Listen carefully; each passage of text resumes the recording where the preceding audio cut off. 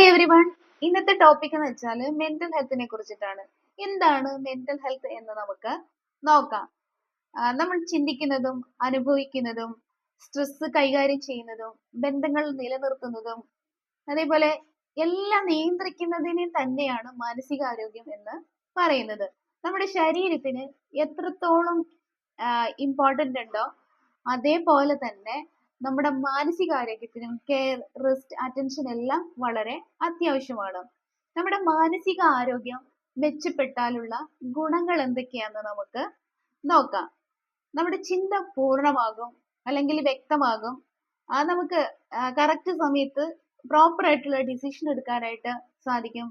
നമ്മുടെ ബന്ധങ്ങൾ മെച്ചപ്പെടുത്താനായിട്ട് സഹായിക്കുന്നു.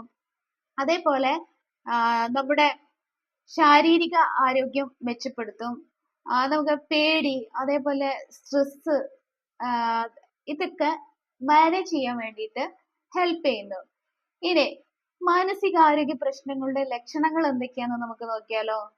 ഓവർ തിങ്കിങ് എന്ന് വെച്ചാൽ വെറുതെ അനാവശ്യമായിട്ടുള്ള കാര്യങ്ങൾ, അവർക്ക് യാതൊരു ബന്ധവുമില്ലാത്ത കാര്യങ്ങൾ എന്ത് ചെയ്യുക, വെറുതെ ഇരുന്ന് ചിന്തിച്ച് ടെൻഷൻ അടിക്കാം. അതേപോലെ കാരണമില്ലാതെ ദുഃഖം, വെറുതെ കരഞ്ഞുകൊണ്ടിരിക്കുക, എപ്പോഴും സാഡ് ആയിട്ടിരിക്കുക. ഇറിറ്റേഷൻ ഉണ്ടാവും, മാനസികമായിട്ടുള്ള അസ്വസ്ഥതകൾ ഇങ്ങനെ വന്നുകൊണ്ടിരിക്കുക. അതേപോലെ മൂഡ് സ്വിങ്സ് ഉണ്ടാവാം. ദെൻ ലോൺലിനെസ്, ഏകാന്തത അവർക്ക് വളരെ കൂടുതലായിട്ട് എന്ത് ചെയ്യും, ഫീൽ ചെയ്യുന്നുണ്ടാവാം. ഇനി ശരീരം കാണിക്കുന്ന ലക്ഷണങ്ങൾ എന്തൊക്കെയാണെന്ന് നമുക്ക് നോക്കിയാലോ.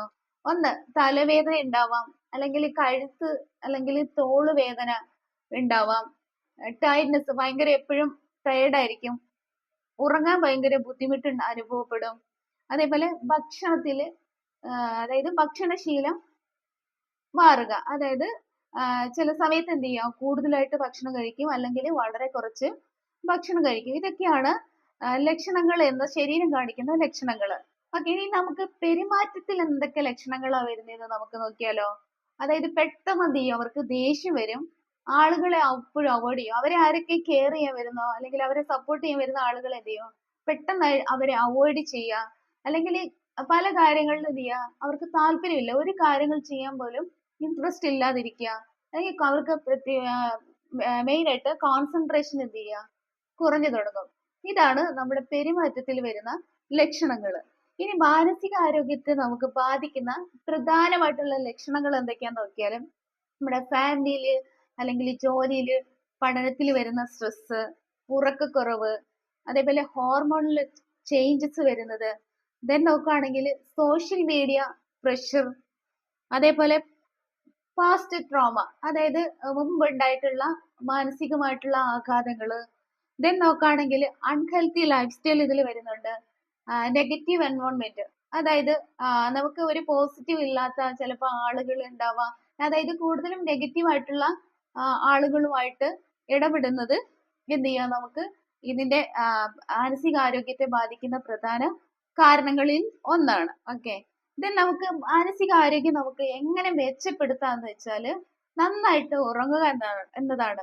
ഒരു ദിവസം ഒരു 7-8 മണിക്കൂർ നന്നായിട്ട് ഉറങ്ങണം. അതേപോലെ ധാരാളം വെള്ളം കുടിക്കണം. അതേപോലെ നല്ല ഭക്ഷണ രീതി എന്ത് ചെയ്യണം, നമ്മൾ ഫോളോ ചെയ്യണം. അതായത് ഭക്ഷണ രീതി എന്ന് വെച്ചാൽ ഫ്രൂട്ട്സ്, നട്ട്സ്, അതേപോലെ പ്രോട്ടീൻ റിച്ച് ആയിട്ടുള്ള ഫുഡ്, ഇങ്ങനെയുള്ള ഫുഡുകൾ, അതേപോലെ omega-3 റിച്ച് ആയിട്ടുള്ള ഫുഡൊക്കെ എന്ത് ചെയ്യണം, നമ്മൾ കറക്റ്റ് ആയിട്ട് ഫോളോ ചെയ്യണം. അതേപോലെ നമ്മൾ വ്യായാമം വളരെ അത്യാവശ്യമാണ്. ഡെയിലി നമ്മൾ എന്ത് ചെയ്യണം, എക്സസൈസ് നമ്മൾ ചെയ്യണം. അതേപോലെ നമുക്ക് മോർണിംഗ് സൺലൈറ്റ് ഒക്കെ കൊള്ളുന്നത് നമ്മുടെ മാനസികാരോഗ്യത്തിനെ ഇംപ്രൂവ് ചെയ്യാനായിട്ട് ഹെൽപ്പ് ചെയ്യുന്നതാണ്.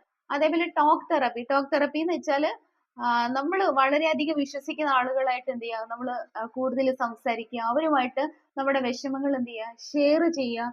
അതേപോലെ സോഷ്യൽ മീഡിയ എന്ത് ചെയ്യുക, ലിമിറ്റിൽ നമ്മൾ ഉപയോഗിക്കാൻ ശ്രമിക്കുക. പിന്നെ മൈൻഡ് ബൂസ്റ്റിംഗ് ആയിട്ടുള്ള ഫുഡ് ഞാൻ പറഞ്ഞിട്ടുണ്ടായിരുന്നു നേരത്തെ. ദെൻ നമുക്ക് നോക്കുകയാണെങ്കിൽ ഗ്രാറ്റിറ്റ്യൂഡ്, അത് വളരെ വളരെ ഇമ്പോർട്ടന്റ് ആണ്. നമ്മുടെ ഒരു ദിവസം നമുക്ക് എന്തൊക്കെ നമ്മുടെ ജീവിതത്തിൽ നടന്നു അതിനൊക്കെ എന്ത് ചെയ്യുക, നമ്മൾ നന്ദിയുള്ളവരായിട്ട് തീരുക.